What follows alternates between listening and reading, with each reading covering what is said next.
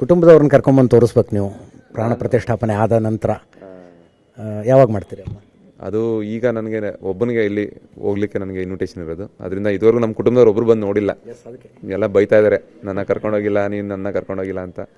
ಅದಕ್ಕೆ ಇದು ಉದ್ಘಾಟನೆ ಆದಮೇಲೆ ಅವ್ರನ್ನ ಮತ್ತೆ ಮನೆಯವ್ರನ್ನೆಲ್ಲರೂ ಒಂದ್ಸಲ ನಾನು ಕರ್ಕೊಂಬಂದು ತೋರಿಸ್ಬೇಕು ಅಂತ ಅಂದ್ಕೊಂಡಿದ್ದೀನಿ. ಮತ್ತು ಅದ್ರ ಜೊತೆಗೆ 7 ತಿಂಗಳು ಅವ್ರದ್ದು ಒಂದು ತ್ಯಾಗ ಇದೆ ಇದಕ್ಕೆ. ನಿಮ್ಮಿಂದ ದೂರ ಇದ್ಕೊಂಡು ಏನೋ ಬಹುಶಃ ಮನೇಲಿ ಏನೋ ಸಮಸ್ಯೆ ಆದರೆ ನಿಮ್ಗೆ ಗಮನಕ್ಕೂ ತರ್ತಿರ್ಲಿಕ್ಕೆಲ್ಲ, ಕಾನ್ಸಂಟ್ರೇಷನ್ ಹಾಳಾಗ್ಬಿಡುತ್ತೆ ಅವ್ರದ್ದು ಅಂತ. ಅವ್ರಿಗೇನು ಹೇಳಕ್ಕೆ ಇಷ್ಟಪಡ್ತೀರಿ? ಹೆಂಗೆ ನೆನ್ಸ್ಕೊತೀರಿ ನೀವು ಫ್ಯಾಮಿಲಿನ? ಹೇಳಿದ್ನಲ್ಲ ಸರ್, ಮೊದಲು ಈ ಕೆಲಸ ಸಿಕ್ಕಿದ್ದು ನನ್ನ ಪುಣ್ಯ ಅಂದರೆ ಆ ಮನೆತನದಲ್ಲಿ ಹುಟ್ಟಿದ್ದು ನನ್ನ ಅದಕ್ಕಿಂತ ದೊಡ್ಡ ಪುಣ್ಯ. ಯಾಕಂದರೆ ಅಂಥ ಮನೆತನದಲ್ಲಿ ಹುಟ್ಟಿದ್ದಕ್ಕೆ ನಾನು ಒಬ್ಬ ಕಲಾವಿದನಾಗಿ ನಿಮ್ಗಳ ಮುಂದೆ ಕೂರೋ ಅವಕಾಶ ಸಿಕ್ಕಿದ್ದು.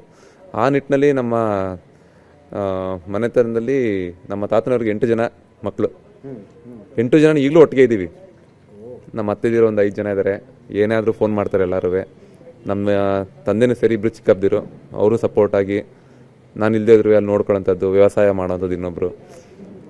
ಸೊ ಈಗಲೂ ನನಗೆ ಒಂಥರ ಬ್ಯಾಕ್ ಸ್ಟ್ರೆಂತ್. ಏನು ಮನೆ ಕಡೆ ನಾನು ಇಲ್ಲದೇ ಇದ್ರೂ ನಡೆಯುತ್ತಪ್ಪ, ಅವ್ರು ಇದ್ರೆ ನೋಡ್ಕೊಂತಿರ್ತಾರೆ, ಯಾರೊಬ್ರು ಇರ್ತಾರೆ ಎಲ್ಲರೂ. ನಮ್ಮ ಅಣ್ಣ, ನಮ್ಮ ಅಕ್ಕ, ನಮ್ಮ ಭಾವ ಅವರು. ಅದೊಂಥರ ನಮ್ಮ ಮನೇಲಿ ನಾನು ಬೆಳೆದಾಗ ಅಂದರೆ 41 ವರ್ಷ, ಈಗ 35 ವರ್ಷದಿಂದ ನಾನು ನೋಡ್ದಂಗೆ ನೆನಪಿರೋ ಹಂಗೆ ದಿನನಿತ್ಯ ಒಂದು 20-25 ಜನ ಯಾವಾಗಲೂ ಇರ್ತಾರೆ ಡೈಲಿ. ನಮ್ಮದು ಮನೆ ಯಾವಾಗ ದಾಸೋಹ ಥರನೇ. ಅದು ನಮ್ಮ ತಂದೆ ಹಂಗೆ ಅದೇನೇ ನಡ್ಸ್ಕೊಂಬಂದಿದ್ದಾರೆ, ಇನ್ನೂ ಹಂಗೆ ನಡ್ಕೊಂಡು ಹೋಗ್ತಾ ಇದೆ.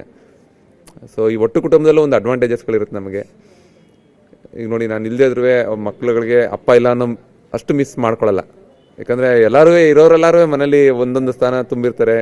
ಏನೋ ಒಂದು ಜೊತೆಲಿ ಒಂದು ನಂತರ ಒಂದು ಸಂಬಂಧ ಇರುತ್ತೆ. ಸೊ ಒಟ್ಟು ಕುಟುಂಬದ ಒಂದು ಸವಿಯನ್ನು ನಾನು ಅನೌನ್ಸ್ ಮಾಡ್ತಾ ಇದ್ದೀನಿ. ಹಾಗೆ